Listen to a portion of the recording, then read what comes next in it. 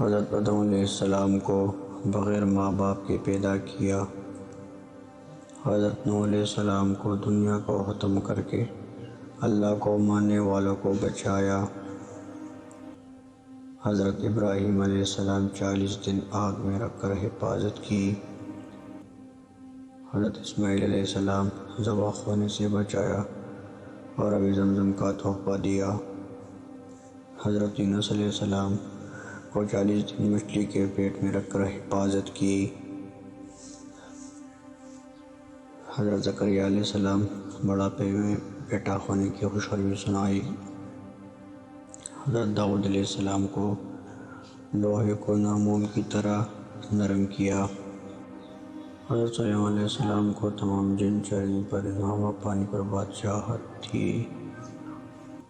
حضرت صالح علیہ السلام پہاڑ میں سے اونی نکالی اور اس سے باہر آ کر بچہ جنا۔